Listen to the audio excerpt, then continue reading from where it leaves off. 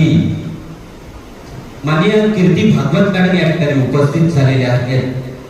त्या अमेझॉन कंपनीमध्ये कार्यरत असतात. आमच्या सोबत विशाल पाटील सर हे सुद्धा या ठिकाणी उपस्थित झालेले आहेत. सुरुवातीला जोरदार टाळ्यांच्या गजरामध्ये आपण त्यांचं स्वागत करणार आहोत.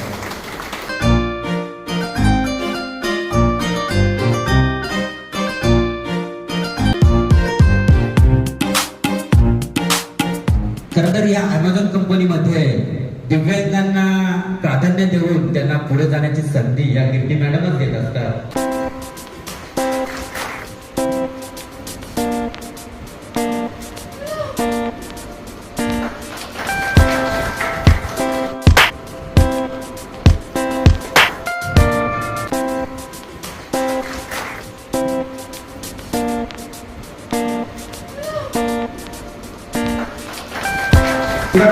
विनंती करेन कधी लहान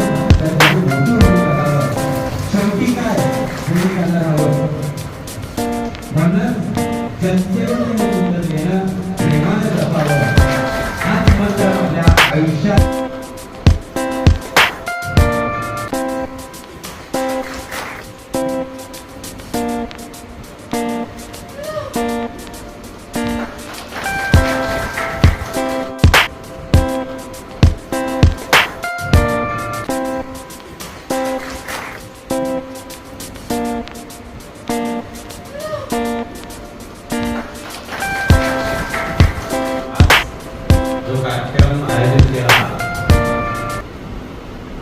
मालुंके सरांच्या मार्गदर्शनाने आम्हाला त्यांनी त्वरित कळवलं.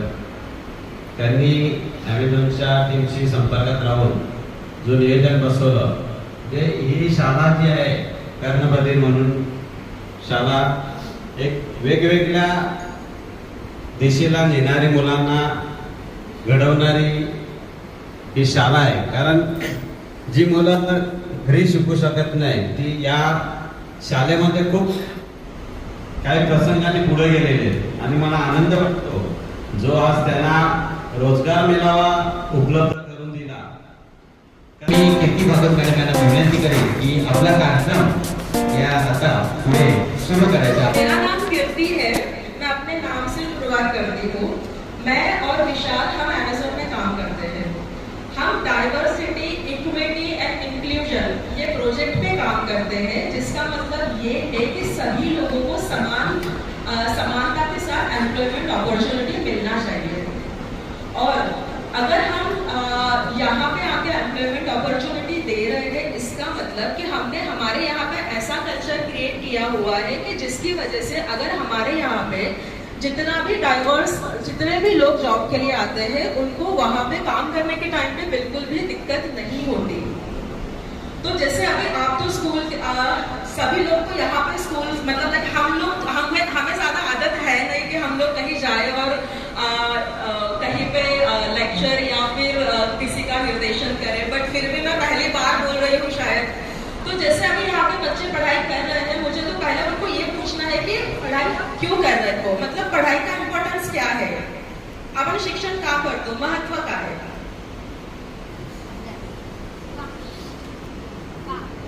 तुमच्यासाठी काय मध्ये जी परिस्थिती आहे त्या परिस्थितीमध्ये विद्यार्थी टिकायला पाहिजे, त्याला मिळाल्या आजूबाजूच्या परिस्थितीमध्ये ज्ञान प्राप्त व्हायला पाहिजे त्याला, आणि या जगात त्याला वावरण्याची पण संधी मिळायला पाहिजे. म्हणून त्याला शिक्षण देणं गरजेचं आहे आपल्याला.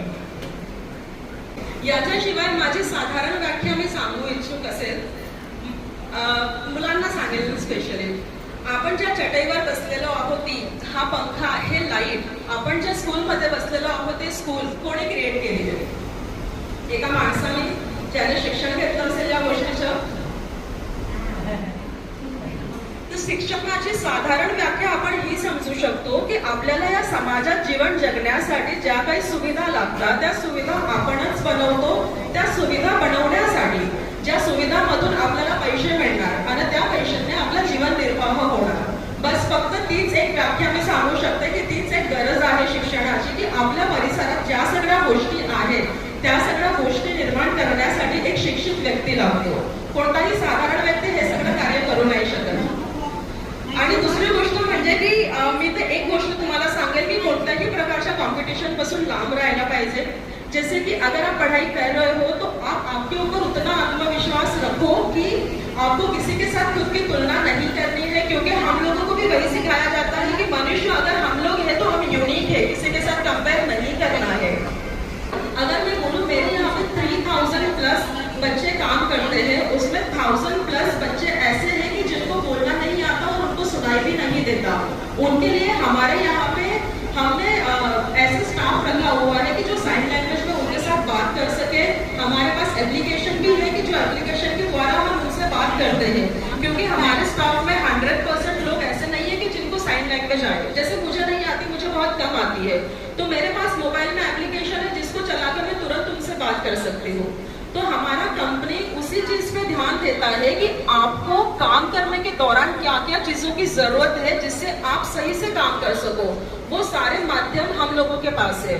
जैसे एक अच्छा कल्चर हो गया, सारे लोग एक दूसरे की रिस्पेक्ट करते हैं, जिसकी वजह से हम लोगों को काम करने के टाइम पे कोई भी चीज की कमी नहीं लगती। हमको कभी भी ऐसे नहीं लगता कि ना हम बोल पा रहे हैं ना सुन पा रहे हैं, नहीं, सबको इक्वल वैल्यू हम लोग देते हैं। इसके अलावा जैसे हम लोग आपसे बात कर रहे हैं, इनके लिए हमने एप्लीकेशन डेवलप किए हैं ताकि हमको कभी भी कोई दिक्कत ना आए इनसे बात करने के टाइम पे। ये सारे हमारे पास मिनिमम क्वालिफिकेशन का रिक्वायरमेंट है 10th पास। आणि खूप खूप धन्यवाद। म्हणजे ज्यांना बोलता येत नाही किंवा ज्यांना ऐकता येत नाही अशा लोकांसाठी वेगवेगळ्या फॅसिलिटी आहेत जे आपण नॉर्मल लोकांसाठी जसे की रेग्युलर असोसिएट आपल्याकडे असतात त्यांसाठी प्रोव्हाइड करतो। मेल फिमेल इवन अमेझॉन ट्रान्सजेंडरची पण हायरिंग करतो। म्हणजे त्याच्या आधी तुम्ही शशिकांत सरांना त्यांच्या आधार कार्ड मार्कशीट वगैरे पाठवा। त्याच्यानंतर आम्ही तुम्हाला एक ठराविक दिवस देऊ, त्या दिवशी तुम्ही येऊ शकता। तिथं आल्यानंतर आम्ही तुम्हाला फॅसिलिटी दाखवू की कशा पद्धतीने काम असणार आहे, आणि मग ते सगळं दाखवल्यानंतर त्याच्या 1-2 दिवसानंतर डायरेक्ट जॉईनिंग असणार आहे। अजून कोणाचे काय प्रश्न आहेत? बोला।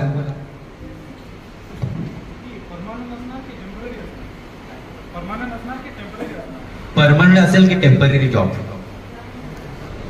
आपण ज्या लोकांना नॉर्मल असोसिएटला आपण टेम्पररी बेसिसवरती घेतो, इव्हन ह्या लोकांना पण टेम्पररी बेसिसवरती घेतो। बट ह्यांचा एक बेनिफिट असतो की ह्या लोकांना आपण स्टार्टिंग जे कॉन्ट्रॅक्ट देतो ते 11 महिन्यात असतात, म्हणजे जवळजवळ 1 वर्षाचं। आणि त्या 11 महिन्यामध्ये मोस्टली मुलं कोणी सोडत नाहीत, ठीक आहे। जर त्यांना वाटलं की मला पुढे कंटिन्यू करायचं तर परत 11 महिन्याचा कॉन्ट्रॅक्ट आपण वाढवतो। वर्किंग आवर्स आपल्याकडे आहेत 9 तास। स्टार्टिंग आहे जॉबचं टायमिंग सकाळी 8:30 ते 6:30 आपली डे शिफ्ट असते आणि नाईट शिफ्ट असते संध्याकाळी 7 ते सकाळी 5। आमचा मुलगा कॉलेज करतोय समजा, त्याच्यानंतर पण त्याला घेऊ शकता का तुम्ही? इतका पूर्णपणे हो घेऊ शकतो, बट कल्याणमध्ये कुठे कुठे टिटवाडा आहे, टिटवाड्यावरनं आपल्याला पीसी डॅम मध्ये तुम्हाला पीसी डॅम वरून आपला ISKT नावाचा आमचा लोकेशन आहे, जो नवीन पीसी डॅमचा रोड आहे ना, तर टिटवाळावाले सगळे लोक तिथे कामाला जातात। ISKT मैम मुझे अरमान अभी पढ़ना चाहता है तो बाद में भी जॉब मिल सकता है क्या? जब तक कंपनी चलेगी तब तक जॉब मिलेगा। कीर्ती भागवत मॅडम या ठिकाणी उपस्थित झाले। अमेझॉनच्या जॉब विषयी त्यांनी आपल्याला मार्गदर्शन केलं। त्याचबरोबर विशाल पाटील सर हेही या ठिकाणी उपस्थित झाले, त्यांनी आपल्याला जॉब विषयी या ठिकाणी मार्गदर्शन केलं।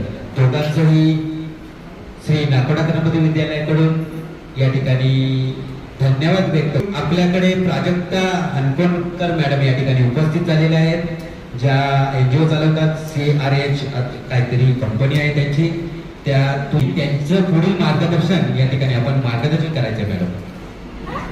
माझं नाव प्राजक्ता आहे, CRH मधून आलेली आहे। आमच्याकडे दिव्यांगांसाठी ट्रेनिंग केलं जातं आणि जॉब प्लेसमेंट केलं जातं। आमची संस्था आहे नालासोपारा, आणि दिव्यांगांसाठी पेन्शन वगैरे चालू करायला ते पण आम्ही सुविधा वगैरे करून देतो। निराधार योजनेत जातात, त्यांच्याकडे डॉक्युमेंट्स काय काय लागतील त्यांना द्यायला, जर याची काढायची असतील तर Documents, आम्ही इकडे एक मिनिट. टिटवाळ्याला डॉक्युमेंट लागते, हँडिकॅप सर्टिफिकेट, आधार कार्ड, रेशन कार्ड, उत्पन्नाचा दाखला, डॉमेसाईल सर्टिफिकेट, एवढे डॉक्युमेंट लागतात। द्यायची झाली तर तुमचा नंबर द्या। हां, आम्ही टिटवाळ्याला राहतो, बीडला. टेटवाला जातात तुम्ही, मग तुमचं संजय गांधीचं ऑफिस कुठे आहे तिकडे जाऊन भरावं लागेल ह्याच्यामध्ये. हो, कल्याणला असेल. कल्याणला असेल. हां, मला त्याचा लाभ घेता येऊ शकतो. जर उत्पन्न जास्त असेल तर केपेबल मी त्यासाठी नाही. आणि त्या सर्वच पालकांसाठी मी बोलेन की तुमचा सगळ्यांचा पालकांचा म्हणा किंवा मुलांचा म्हणा जास्तीत जास्त अट्टहास काय असतो की आमच्या मुलांना आता 10वी एवढे मार्क मिळाले तर आमच्या मुलांनी कॉलेज केलं पाहिजे. पण मी तुम्हाला वेगळं सांगेन की आज तुम्ही परिस्थिती बघताय, नॉर्मल मुलं खूप हायर एज्युकेशन घेत आहे तरी सुद्धा त्यांना जॉब मिळत नाही. तर आपली तर दिव्यांग मुलं आहेत, त्यात तुम्ही उशिरा शाळेमध्ये आणले, त्याला तुम्ही चुकीचे नाही, आम्ही चुकीचे नाही, मुलं पण चुकीचे नाहीत. पण उशिरा आल्यामुळे त्यांचं वय जे आहे ते आपल्या शिक्षणाच्या पुढे गेलेलं आहे. तर आता त्यांना खरी गरज काय आहे? रोजगाराची. तर तुमच्या डोक्यातलं पहिलं एक काढून टाका की माझ्या मुलांनी कॉलेज केलं पाहिजे, हायर एज्युकेशन केलं पाहिजे, हे पहिले काढून टाका. मी तर म्हणेन 10वी झाल्या त्याला कामाला लावा. कंपनी नसेल काही नसेल तर मुली आपल्या आहेत, मुलींना घरातलं काम करू द्या, त्याशिवाय त्या सुधारणार नाही. मान्य आहे ना सगळ्या आईंना? तुम्ही आतापर्यंत सगळं त्यांना आयतं दिलंय पण त्यांना घरातलं काम पण करू द्या. हे आपणच त्यांना आयतं बनवतो. शेती ज्यांची असेल त्यांना मुलांना शेतात काम करू द्या, कारण ते स्वतः जेव्हा कष्ट करतील ना तेव्हा तुमची आई वडिलांची किंमत त्यांना कळेल की आमच्या आई वडिलांनी आमच्यासाठी काय केलं. ये बच्चों को पता होना जरूरी है क्योंकि उनको वो अहमियत नहीं है कि हमारे पेरेंट्स जो है वो कमा रहे हैं, हमारे लिए कमा रहे हैं, हमारे स्कूल में हम शिक्षा ले रहे हैं, हमारे लिए हो रहा है. ये उनके दिमाग में वो हमें हटाना है पहले. ये सबसे जरूरी बात, ये घर में भी आपको करना है, हम तो स्कूल में करते ही हैं.